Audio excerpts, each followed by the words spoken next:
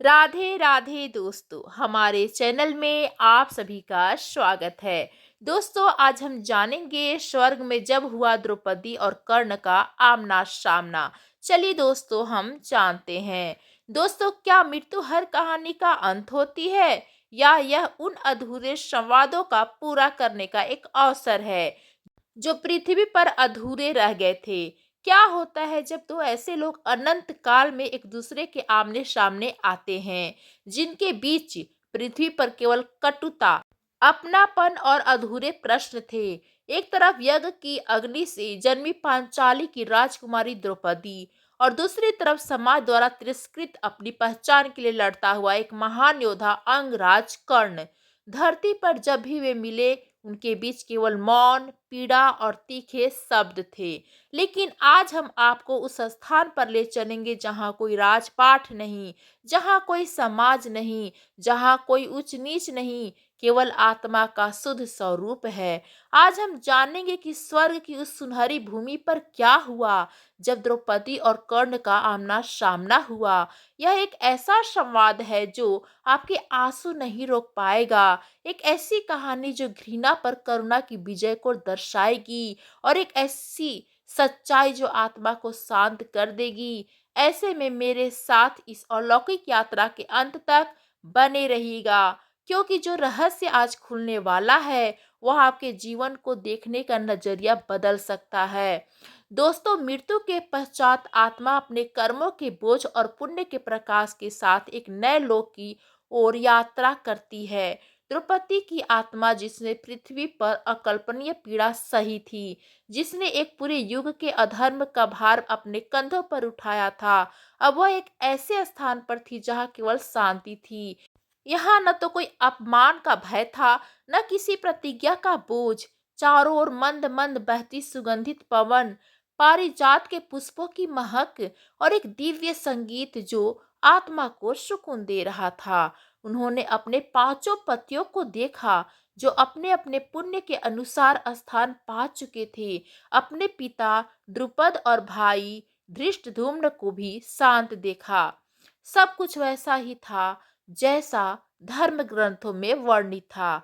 एक अनंत शांति, एक परम सुख। फिर भी द्रौपदी के मन के किसी कोने में अव्यक्त सी पीड़ा थी, एक अधूरापन था। कुछ ऐसे प्रश्न थे जो पृथ्वी पर कभी पूछे नहीं जा सके, और कुछ ऐसे उत्तर थे जो कभी सुने नहीं जा सके।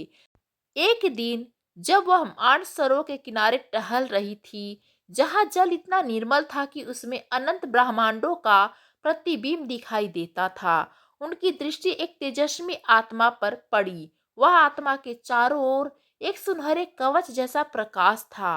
मुख पर एक शांत मुस्कान थी, और नेत्रों में सहस्त्रों सूर्यों का तेज। यह वही नेत्र थे, वही मुख था जिसे उन्होंने पृथ्वी पर कई बार देखा। कभी स्वयंवर में आशा से चमकते हुए, कभी भरी सभा में विवशता से झुकते हुए, और कभी कुरुक्षेत्र के मैदान में धर्म और अधर्म के बीच जूझते हुए।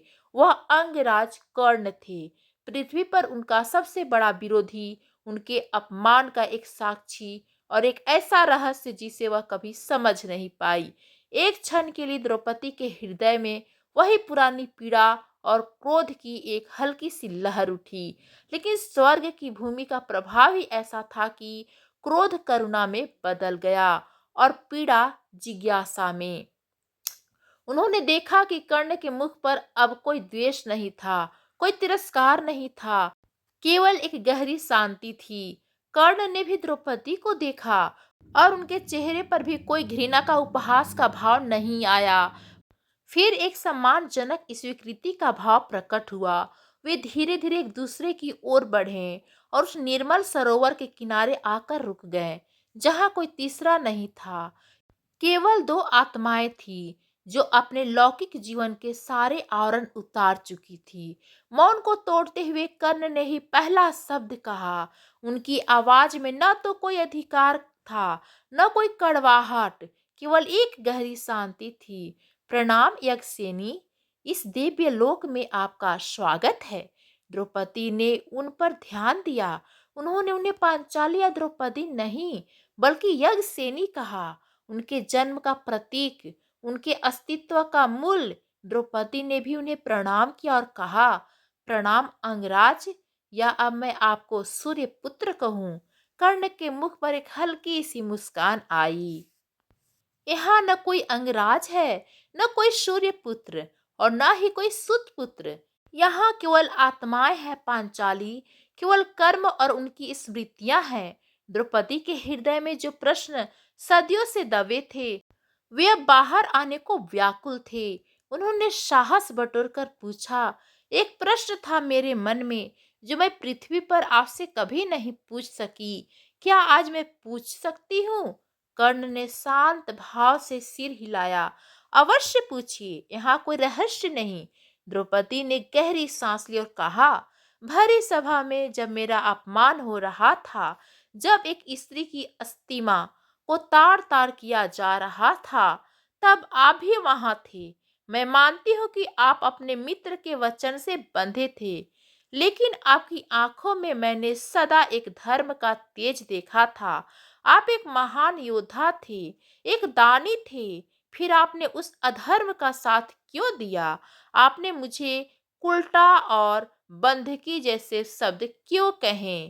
क्या आपकी आत्मा ने आपको एक बार भी नहीं धिक्कारा?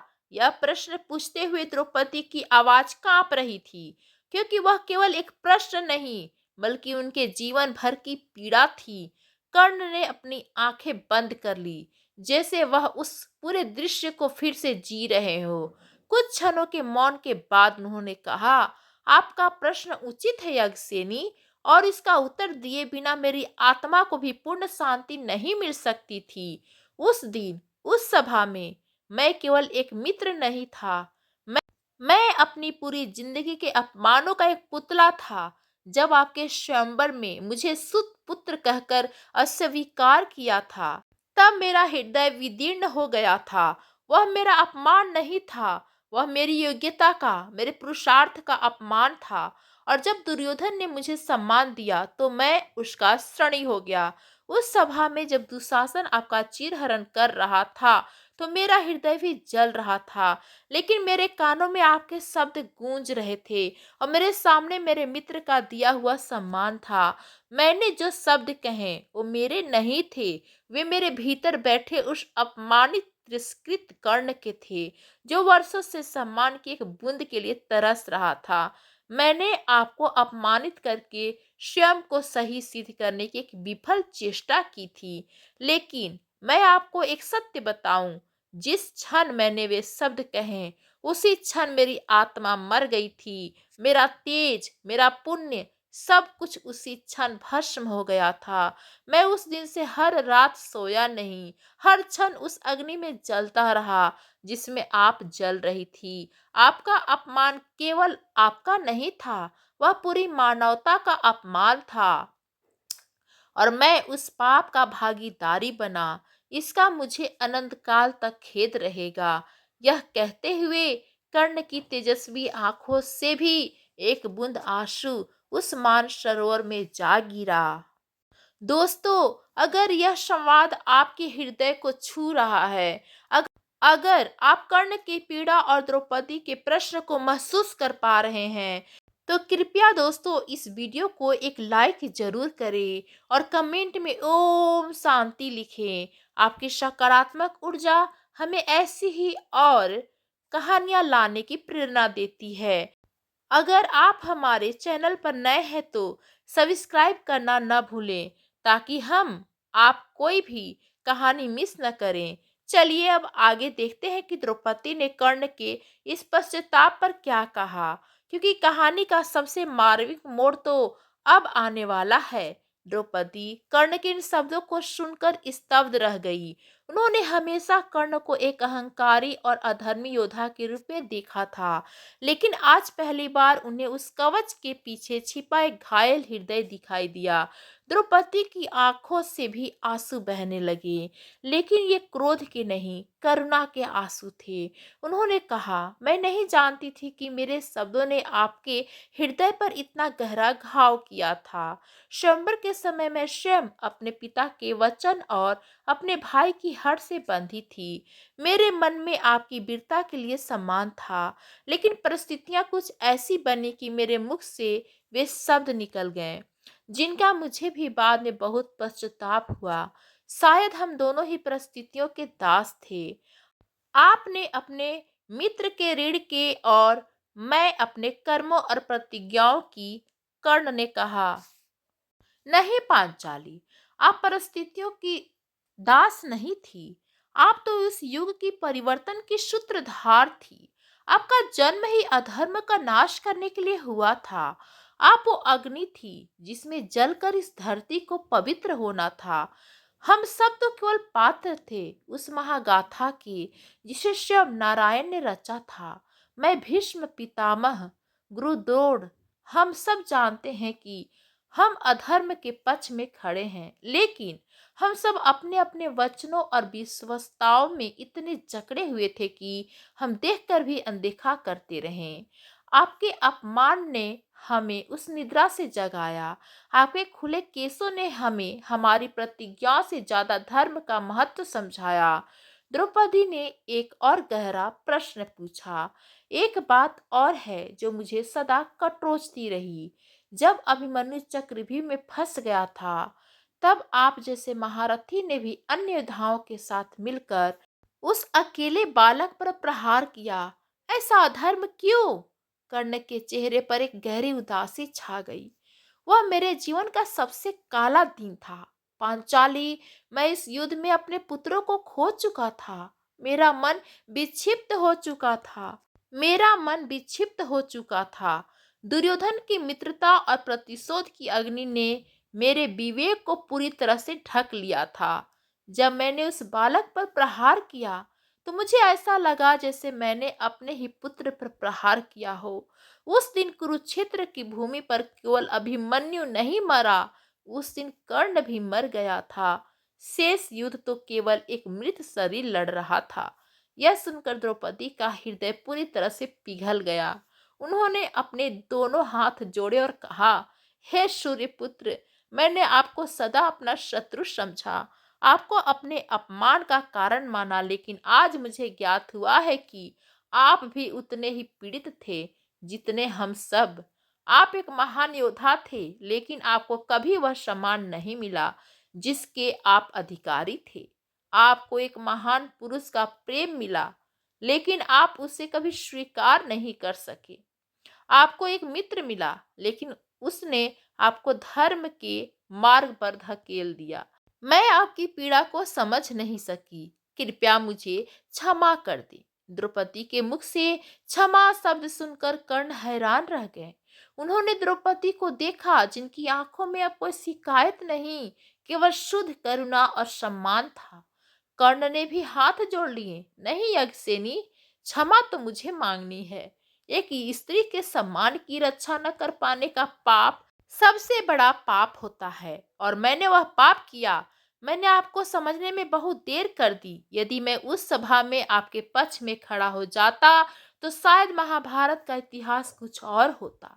लेकिन शायद यह विधि का विधान था। हमारे कर्म, हमारी पीड़ा, हमारा संघर्ष, यह सब उस महायज्ञ की आहुति थी जिससे धर्म की स्थापना होनी थी। तभी एक दिव्य प्रकाश उन दोनों के बीच प्रकट हुआ, और उस प्रकाश में से भगवान श्री कृष्ण की मनमोहक छवि उभरी। उनके मुख पर वही चिरपरिचित मुस्कान थी। उन्होंने कहा, द्रौपदी, कर्ण, आज तुम दोनों ने एक दूसरे के सत्य को स्वीकार कर लिया है। इससे तुम्हारी आत्माएं अब पूर्ण रूप से मुक्त हैं। कृष्ण भगवान ने द्रौपदी की ओर देखकर कहा, सखी, तुम अग्नि से जन्मी थी, और तुम्हारा कार्य ही था कि तुम अधर्म, अहंकार और असत्य को जलाकर भस्म कर दो। तुम्हारी पीड़ा साधारण नहीं थी, वह युग की पीड़ा थी। फिर वे कर्ण की ओर मुड़े। हे राधे, तुम सूर्य के पुत्र थे।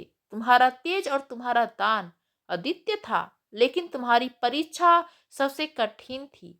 तुम्हें पहचान, सम्मान और धर्म के बीच चयन करना था। तुमने मित्रता को चुना और अपना हर वचन निभाया। यही तुम्हारा धर्म था, और यही तुम्हारी परीक्षा भी। तुम दोनों एक ही सिक्के के दो पहलू थे। एक ने अपमान सहकर धर्म की स्थापना का मार्ग प्रशस्त किया, तो दूसरे ने अधर्म का साथ देकर भी अपनी मित्रता और वचनबद्धता का एक अनूठा उदाहरण प्रस्तुत किया। तुम दोनों का संघर्ष ही आने वाली पीढ़ियों को यह सिखाएगा कि परिस्थितियां कितनी भी कठिन क्यों न हो, अनंतः सत्य और करुणा का ही मार्ग आत्मा को शांति देता है। भगवान श्री कृष्ण के इन शब्दों को सुनकर द्रौपदी और कर्ण की आत्मा को परम शांति का अनुभव हुआ। उनके मन के सारे बोझ, सारे प्रश्न, सारी पीड़ा हमेशा के लिए समाप्त हो गई। उन्होंने एक दूसरे को देखा और इस बार उनकी आंखों में न कोई शिकायत थी, न कोई पश्चाताप, केवल एक दूसरे के लिए असीम सम्मान और स्वीकृति थी। वे समझ चुके थे कि वे शत्रु नहीं, बल्कि उस महान दैवीय योजना के सहयात्री थे, जिनका उद्देश्य एक ही था, धर्म की स्थापना। द्रौपदी ने कर्ण के उस प्रकाश को देखा जो उनके कवच से निकल रहा था, और आज वह समझ गई कि वह केवल एक भौतिक कवच नहीं, बल्कि उनके पुण्य, उनके दान और उनकी सहनशीलता का तेज था। और कर्ण ने द्रौपदी के स्वरूप को देखा और वह समझ गए कि वह केवल एक स्त्री नहीं, बल्कि स्वयं महाकाली का वह अंश थी जो अधर्म का संहार करने के लिए अवतरित हुई थी। उस दिन मान सरोवर के किनारे दो महान आत्माओं ने एक दूसरे को क्षमा करके और एक दूसरे के सत्य को समझकर मोक्ष को प्राप्त किया। उनकी कहानी आज भी हमें यही सिखाती है कि घृणा और प्रतिशोध हमें केवल बांधते हैं, जबकि करुणा और क्षमा हमें मुक्ति की ओर ले जाते हैं। तो दोस्तों, यह थी द्रौपदी और कर्ण के मिलाप की वह काल्पनिक किंतु मार्मिक कहानी, जो हमें सिखाती है कि किसी भी व्यक्ति को केवल उसके कर्मों के एक पक्ष से नहीं आंकना चाहिए। हर व्यक्ति के भीतर एक कहानी होती है, एक पीड़ा होती है, जिसे समझने के लिए हमें घृणा का चश्मा उतार कर करुणा का हृदय अपनाना पड़ता है। आज की इस कहानी से आपने क्या सीखा? क्या आपको लगता है कि कर्ण वास्तव में एक नायक थे जो परिस्थितियों के शिकार हुए, या द्रौपदी का संघर्ष बड़ा था? अपने विचार नीचे कमेंट्स में जरूर साझा करें। अगर यह कहानी आपके दिल तक पहुंची है तो इसे अपने परिवार और दोस्तों के साथ शेयर करना न भूलें, ताकि यह सकारात्मक संदेश और भी लोगों तक पहुंच सके। धन्यवाद दोस्तों।